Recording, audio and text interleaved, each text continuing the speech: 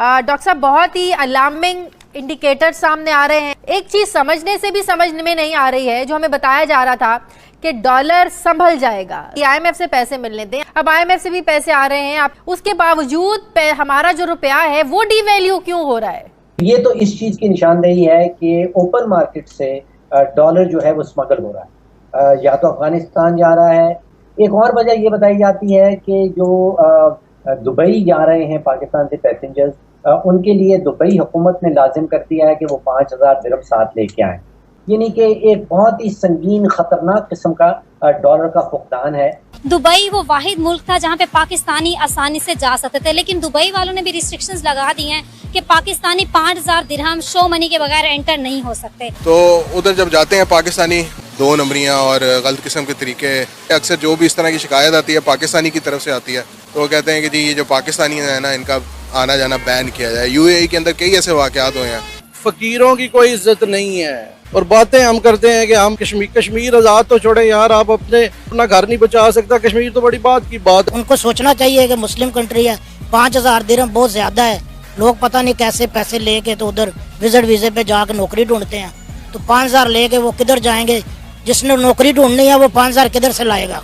तो ये एक अलमिया है क्योंकि आपने ना इस्लाम को समझने की कोशिश की, ना अपने कल्चर को समझा। क्योंकि देखें, बार बार आपको खुदा की तरफ से इशारे मिल रहे हैं और आपकी डायरेक्शन जो है वो बिल्कुल अफगानिस्तान है, आपकी डायरेक्शन और कुछ नहीं है। या अल्लाह, हम बेबस है, हमारी हुकूमत बेबस है, हमारे पास वसाइल कोई नहीं है। तार साहब, एक बड़ी अजीब बात है कि ये कितनी बड़ी खबर है। चीजें ऐसी हैं जिससे वाकई एक हादसा होता है, जो सिर्फ हादसा नहीं बल्कि सानिया कहना चाहिए इसको। ईरान में एक लड़की, एक खातून जिनका नाम मैसा अमीनी था, वो अपने भाई के साथ सैर करने के लिए निकली थी, अपने भाई के साथ जा रही थी, लेकिन उन्होंने हिजाब नहीं पहना हुआ था और हिजाब ना ओढ़ने की वजह से पुलिस ने उन्हें गिरफ्तार किया। शुमारियात के मुताबिक मुल्क में महंगाई की शरह 40.58% तक पहुंच चुकी है। गुज़श्ता रोज साबिक वजीर खजाना शौकत तरीन ने कहा कि डॉलर अभी ऊपर और जाएगा। कितना ऊपर जाएगा ये मैं नहीं बता सकता, क्योंकि जखीरा अंदोजी करने वाले जो है ये फिर से मुतहरिक हो जाते हैं।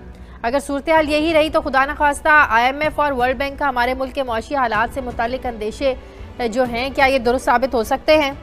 डॉक्टर साहब, बहुत ही अलार्मिंग इंडिकेटर सामने आ रहे हैं। आपको पता है IMF भी कह चुका है कि अगले साल भी महंगाई इसी शरह से रहेगी और हो सकता है कि जो है ना वो अवाम जो है वो सड़कों पर ना आ जाए। एक चीज समझने से भी समझ में नहीं आ रही है, जो हमें बताया जा रहा था कि डॉलर संभल जाएगा, ये IMF से पैसे मिलने दें, IMF देगा तो बाकी ममालिक से भी हमें पैसे मिल जाएंगे। अब IMF से भी पैसे आ रहे हैं, आप तैलाब ज़दगान की मदद के हवाले से भी जो इमदाद बाहर से आ रही है, डॉलर्स मिल रहे हैं, उसके बावजूद हमारा जो रुपया है वो डिवैल्यू क्यों हो रहा है? देखिए, जब हम रुपए और डॉलर की बात करते हैं तो एसेंशियली पाकिस्तान के अंदर ये तो इस चीज की निशानदेही है कि ओपन मार्केट से डॉलर जो है वो स्मगल हो रहा है, या तो अफगानिस्तान जा रहा है, मुमकिन है कि डॉलर ईरान भी जा रहा हो।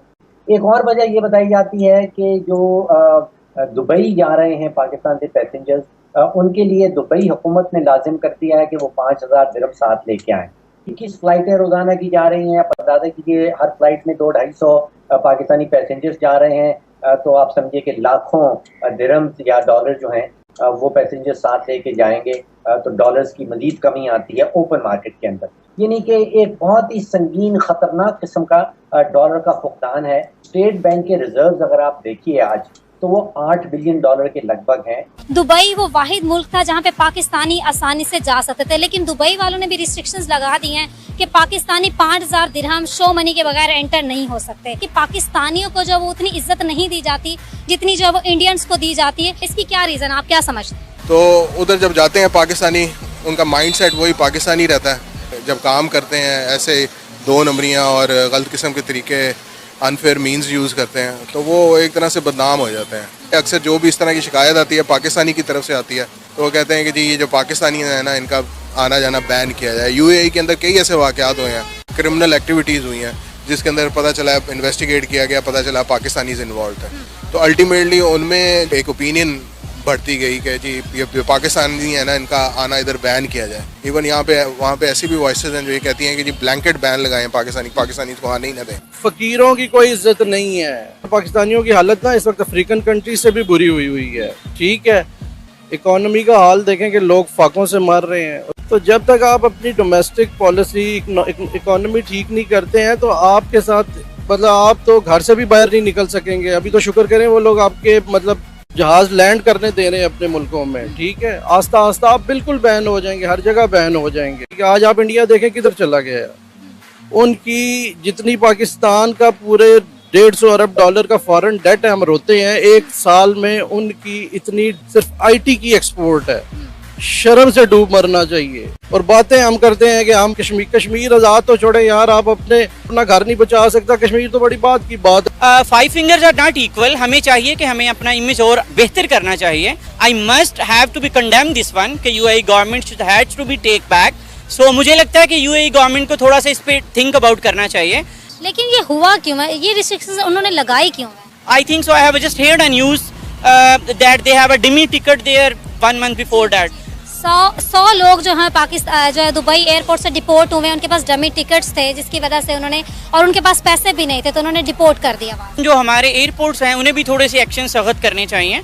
जबकि बात की जाए इंटरनेशनली तो यूएई, सऊदी अरब की बात करें, दुबई की बात करें, बांग्लादेश की बात करें, वो इंडिया के साथ अच्छे रिलेशन बनाए हुए हैं। वो इंडिया के साथ ट्रेड कर रहा है, लेन देन कर रहा है। प्रेजेंट की बात करें तो ट्रेड तो हमने रोकी है, प्रॉपर ऑफिशियली अनाउंस किया है कि हम इंडिया के साथ कोई ताल्लुक नहीं रखेंगे, जबकि इंडिया को इसका नुकसान कोई नहीं, नुकसान तो हमें हो रहा है। सबसे बड़ी बात जो है ना, वो दुनिया में अब एक नॉलेज इकोनॉमी का कॉन्सेप्ट आ रहा है। और ईरान में खवातीन के साथ, लड़कियों के साथ ये सलूक हो रहा है कि अगर आपने अपना सर नहीं ढांपा, जो कि आपके मुल्क की एक रिवायत है, और अगर किसी बिना पर या गलती की बिना पर कोई खातून आपके उस मुल्क के कानून की खिलाफ वर्जी कर देती है, तो आप उसको पकड़ के थाने ले जाएंगे, आप उसको जेल में बंद कर देंगे और आप उसको इतना मारेंगे कि वो मर जाएगी।